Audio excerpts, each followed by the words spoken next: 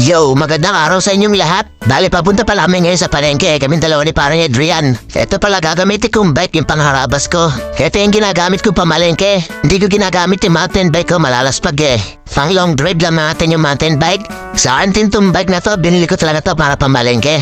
Tara, alis na tayo. Punta na tayo na palengke. Magluluto pala kami ngayon ng laing. Pero meron na kaming laing dito. May mga rekado na rin. Bibili na kami ng isda. Pantetero namin doon sa laing. Inaabot pa kami ng stoplight dito sa kanto. Apakainit pala ngayon. Trick na trick yung araw mga kosa.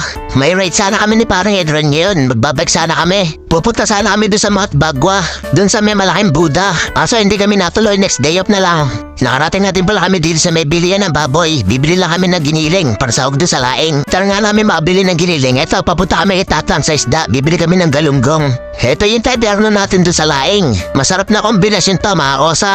Bumili na din pala ako ng nilagang mais. Almusal ko, hindi pa ako nag-aalmusal eh. After namin makabili, eto, nandito na kami sa dorm. Pineprepara namin yung mga sangkap doon sa may laing na lulutuin namin. Eto nga, yung mga luya, bawang, sili. Naglagay din pala kami ng tanglad sa laing para malasa. Tapos eto nga, chinap na rin namin yung mga sibuyas na gagamitin natin mga kosa. Eto pala yung giniling may sasahog natin sa laing. Nung okay na nga yung mga rekado, eto nilagyan na namin ng gata. Sinalaman din pala namin sa kalan tapos halu-haluin natin. Inilagay na rin pala namin yung giniling para pakuluan. Tapos maglagay tayo ng konting asin. Eto pala yung laing may lalagay natin mamaya paggulo. Hinugasan mo na rin pala itong mga isda para maiprito na namin. After nga gumulo, eto ilalagay na namin yung laing mga kosa. Tapos takpan lang natin ng mga 8 minutes. Pinrito ka na rin pala isda para sabay maluto sa laing. Nung malambot na nga yung laing, sinama na namin yung pangalawang gata. Naglagay din pala kami dito ng konting asukal tapos halu-haluin lang natin. Tikman natin pala natin para alam natin kung ano pa yung ulam. After nga ng 5 minutes, eto luto na mga kosa. Tara, kain tayo. Eksakto, tanghalian na. Pagkatapos nga namin kumain, eto pinaliguan ba yung bike ko? Nilinis ko. May rides kami mamayang hapon ni parang Adrian. Time check tayo at 3:30 na ng hapon. Makalipas na ilang oras, eto palis na kami ni parang Adrian. Pupuntahan ulit natin yung mga tourist spot dito sa Taichung, dito sa lugar namin. Pupunta tayo ngayon na Rainbow Village, mga Rosa. Taka dun sa Dalusi Chapel. Yun ang plano namin ni parang Adrian. Kada deo, pupuntahan namin lahat ng mga tourist spot dito sa lugar namin, dito sa may Taichung. Mula pala dun sa dorm namin, hanggang dun sa Rainbow Village. 40 minutes yung biyahe bago tayo makarating sa Rainbow Village, mga kosa. Kaya ride safe sa amin ni parang Adrian. After nga ng 45 minutes na pagpadyak, mga kosa, ito touchdown. Nakarating na kami dito sa Rainbow Village. Pagpasok pa namin sa loob, ito agad yung bumungad sa amin, mga kosa. Mga sahig at pader na punong-puno ng painting. Kaya siya tinawag na Rainbow Village. Kasama din to sa top 10 na tourist spot dito sa Taichung, mga kosa, pag nag-search kayo sa Google. Ang daming tao, Sabado kasi. Inawaan mo din pala yung pader, kinapapa yung mga drawing. Sobrang ganda talaga ng tanawin dito sa Rainbow Village. Nakaka-relax, ma-amaze ka talaga mga kosa. Pagdating nga namin dito, may nakasabay kami mga senior citizen, isang bus sila, nagtutor din ata. May mga isang group rin kami narita, puro mga taga-Singapore daw sila. Siyempre, hindi rin mawawala yung mga kababayan natin. May nakita rin tayo mga Pinay dito at Pinay. Hindi rin pala ganitong kalaki itong Rainbow Village mga kosa, para lang siya compound. After nga ng 20 minutes na pag-ikot namin, ito palabas na kami ni parang Adrian. Pupunta naman tayo dun sa Dalusi Chapel mga kosa. Pero bago ang lahat, dumaan muna kami dito sa 7-Eleven. Magmimerienda muna kami. Nagugutom na kami ni parang Adrian eh. Bumili lang kami ng tubig, tsaka yung nilaga itlog, nilaga sapi. After nga namin makauwi ng tubig tsaka itlog, ito, dumaretso na rin kami dito sa cashier. Tapos kinain na namin ni parang Adrian yung nilaga itlog. Masarap to mga kosa, pampalakas din to. Pagtapos nga namin magmerienda, ito, paris na ulit tayo mga kosa. Papunta na tayo doon sa Lucy Chapel. Mula dito hanggang doon sa Lucy Chapel, 35 minutes yung papadyakin natin bago tayo marating doon. Ngayon ko malang na-realize, napakasarap pala mag-bike. Nakakawala ng stress. Sabi ko nga, pag uwi ko na Pilipinas, iuwi ko rin itong bike ko, dadaling ko, doon ako magbabike sa Pilipinas. Medyo malapit na rin tayo mga kosa. Ang kulit nga ni Google Map kung saan kami dinadala. Ito, umakit kami nagdanan. Inakit namin yung mga bike namin dito dahil dadasa parang taniman. Ito yung daan na tinuro ni Google Map sa amin. Kung saan kami pinapasok, talaga ng 3 minuto, ito, iakit ulit namin yung bike namin.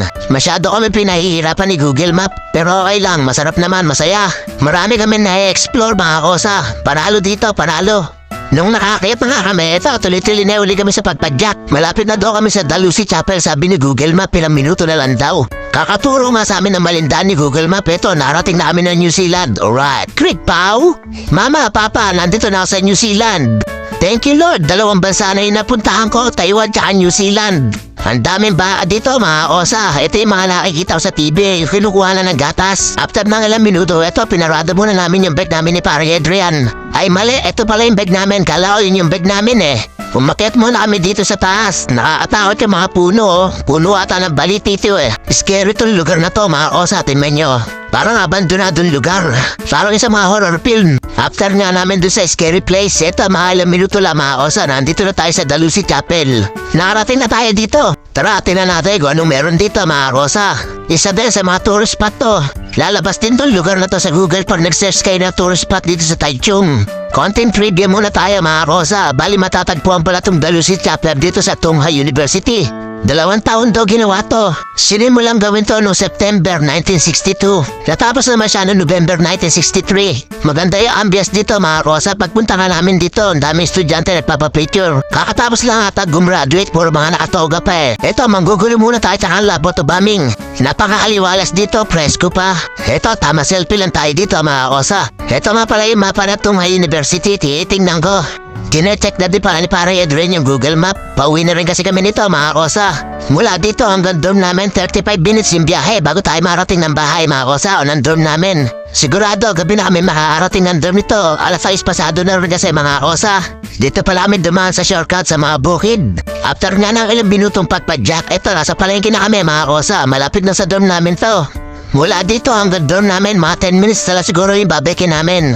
Sulit na sulit yung lakad namin ngayon. 2 tourist spot yung napunta namin ngayong araw na to mga Rosa. Hindi na pala nakapagpaalam sa inyo agabi sa sobrang pagod. Eto, agigising ko lang. Bili muna tayo ng almusal dito sa tapat ng dorm namin. Bili tayo ng hamburger. After nga lang 5 minutes, eto yung binili kong burger mga Rosa. Tara, break na tayo sa dorm. Doon tayo kakain, doon tayo mag-almusal. Tara, kain tayo mga Rosa. Almusal tayo. Makalipas ka ang 2 oras, eto naisipang umanungkit ng mangga dito sa kapitbahay. Linggo kasi ngayon, pag linggo walang tao dito sa kapitbahay. Eto pala yung mga nakuha kong mangga. Medyo marami rin.